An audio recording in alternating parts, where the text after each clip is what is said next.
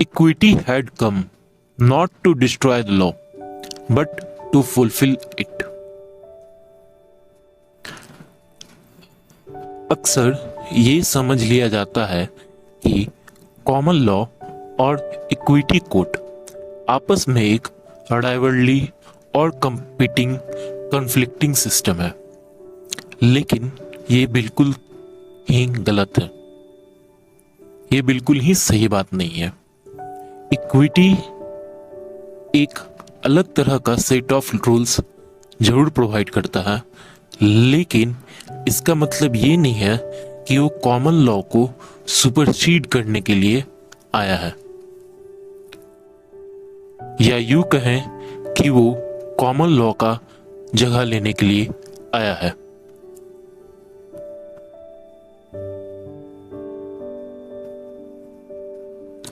जैसा कि मिटलैंड का कहना है कि equity had come not to destroy the law but to fulfil it.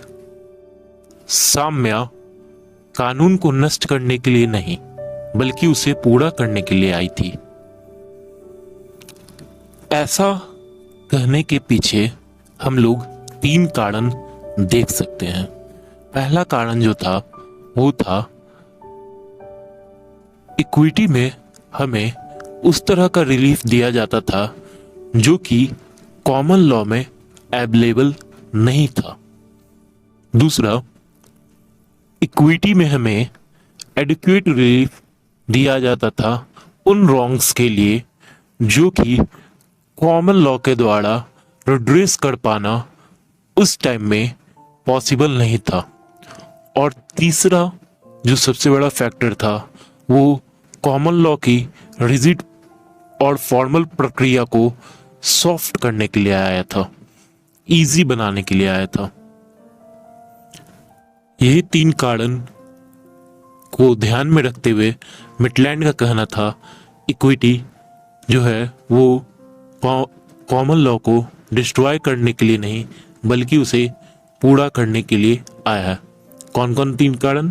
पहला, रिलीफ जो था कॉमन लॉ में वो पर्याप्त नहीं था, वहां पर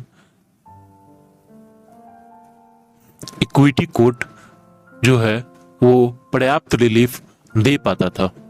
दूसरा, जहां पर रिलीफ अवेलेबल ही नहीं था वहां पर भी इक्विटी कोर्ट रिलीफ दे सकता था। और तीसरा, कॉमन लॉ की रिजिड और फॉर्मल प्रक्रिया को इक्विटी लॉ ने नरम किया था।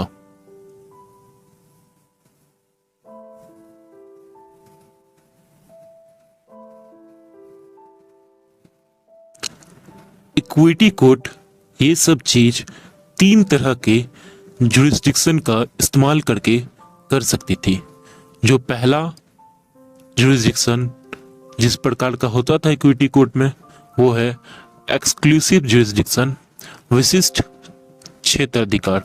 दूसरा, कंकरेंट जुरिस्डिक्शन, समावर्ती क्षेत्राधिकार। और तीसरा, एक्सिलरी जुरिस्डिक्शन, सहायक क्षेत्राधिकार। एक्सक्लूसिव जुरिस्डिक्शन में इक्विटी कोर्ट उन मामलों को, उन केसों को देखता था जिसमें कॉमन लॉ जिस प्रकार के राइट्स को रिकॉग्नाइज नहीं करती थी और उस पर कोई रिलीफ नहीं देती थी। हालांकि कॉन्सेंस के आधार पर उन मामलों को रिकॉग्नाइज करना चाहिए था और उन मामलों में रिलीफ देना चाहिए था, लेकिन कॉमन लॉ में ऐसा कोई प्रोविजन ना होने के कारण एग्रीड पर्सन को रिलीफ नहीं मिल पाता था। तो उस समय इक्विटी कोर्ट अपना एक्सक्लूसिव जुरिडिक्शन का इस्तेमाल करती थी और उन एग्रीड पर्सन्स को जिनके साथ रॉन्ग कमिट हुआ है उन्हें रिलीफ दिलवाने में सहायता करती थी। इसका सबसे इंपॉर्टेंट ब्रांच अगर हम देखें तो ट्रस्ट के अंदर जो पर्सन क्लेम कर रहा है उनका राइट्स हम लोग कह सकते हैं।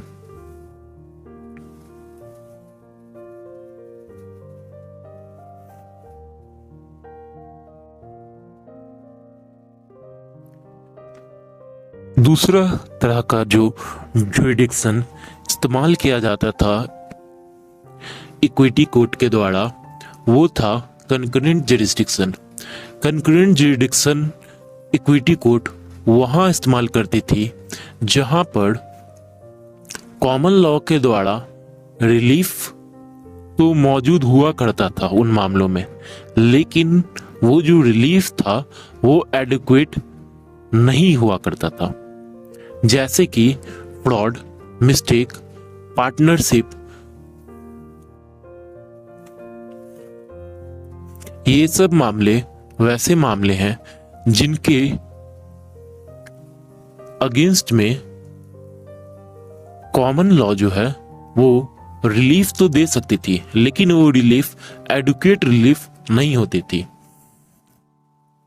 तब वहां पर इक्विटी कोर्ट जो है वो इंटरफेयर करती थी और कंकरेंट जुरिडिक्शन का इस्तेमाल करते हुए वो इन मामलों में रिलीफ प्रोवाइड किया करती थी। कॉमन लॉ में रिलीफ ना देने का एक महत्वपूर्ण कारण था कि राइट रिकॉग्नाइज करने के बावजूद भी कॉमन लॉ का जो प्रोसीजर था वो काफी टफ, रिजिड हुआ करता था। इसी कारण से इक्विटी को वहां इंटरफेयर करके उन्हें रिलीफ देना पड़ता था।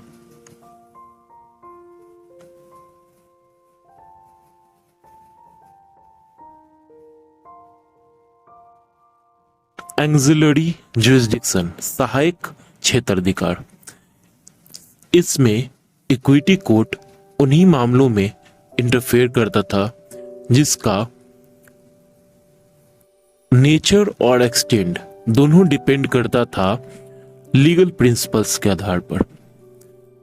इक्विटी सिर्फ उन्हीं मामलों में इंटरफेयर करती थी और सिर्फ उन्हीं चीजों को टच करती थी जहां लीगल प्रोसेस में कोई डिफेक्ट हुआ करता था, और ये जो है लीगल रेमेडी को सिर्फ इफेक्टिव बनाने के लिए इंटरफेयर करता था।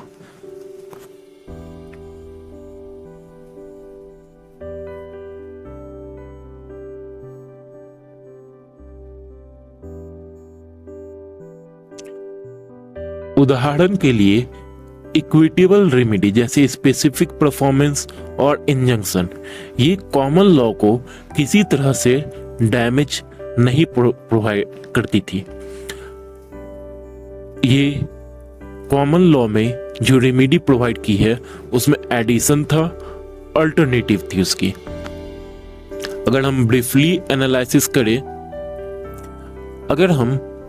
एनालिसिस करें तो कुछ इक्विटेबल डॉक्ट्रिन का, तो हम ये पाएंगे कि जो इक्विटेबल रेमेडी के लिए इक्विटी कोर्ट से डॉक्ट्रिन्स आते थे वो कॉमन लॉ को कॉन्फ्लिक्टिंग में नहीं होते थे, बल्कि हम यूं कह सकते हैं कि वो उसको सप्लीमेंट ही करते थे।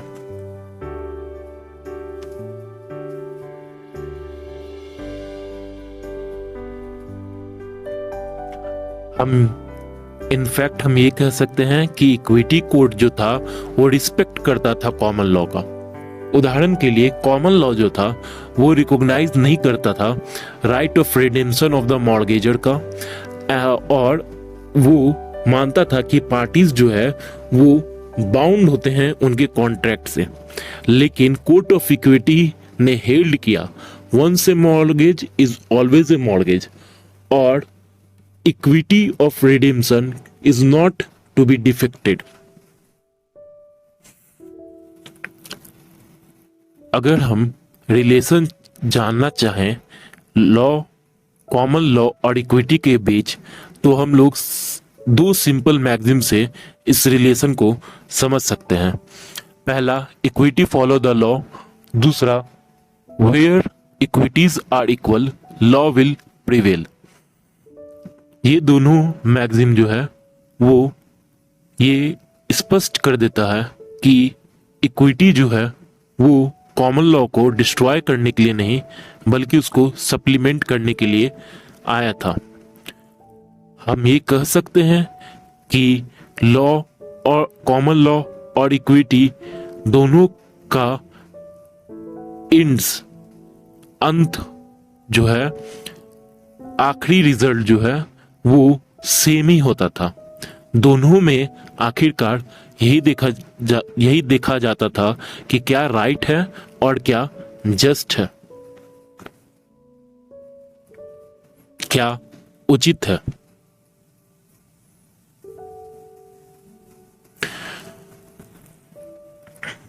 इक्विटी कोर्ट समय समय पे बहुत तरह का मैगजीन लाते रहा और जो रिगर था, कठोरता थी कॉमन लॉ में, जिसके कारण रियल सेंस में जस्टिस नहीं मिल पाता था, उसे इक्विटी के थ्रू दिया जाने लगा। और लास्टली जब जुडिकेचर एक्ट आया, तो जुडिकेचर एक्ट आने के बाद इक्विटी अपना पर्पस जो है वो फुलफिल कर चुका था और हम लोग ने ये देखा कि कॉमन लॉ और इक्विटी में एक तरह का फ्यूजन हो गया और दोनों ही पार्ट बन गए लॉ ऑफ इंग्लैंड के।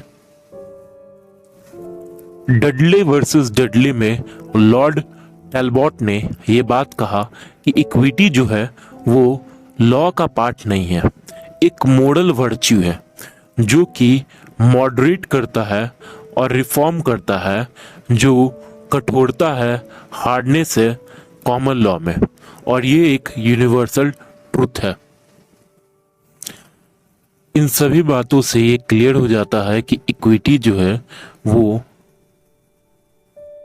डिस्ट्रॉय करने के लिए कॉमन लॉ को नहीं आया था, बल्कि उसको फुलफिल करने आया था। हम लोग ये कंक्लूड कर सकते हैं कि इक्विटी जो है वो प्रोवाइड करता था कि कॉमन लॉ अपना आइडियल फंक्शन कैसे कर सके, और ये प्रोवाइड करता था रिलीफ उन मामलों में जो कि कॉमन लॉ कोर्ट्स के द्वारा इन्फोर्स कराने में ओमिट कर दिए जाते थे।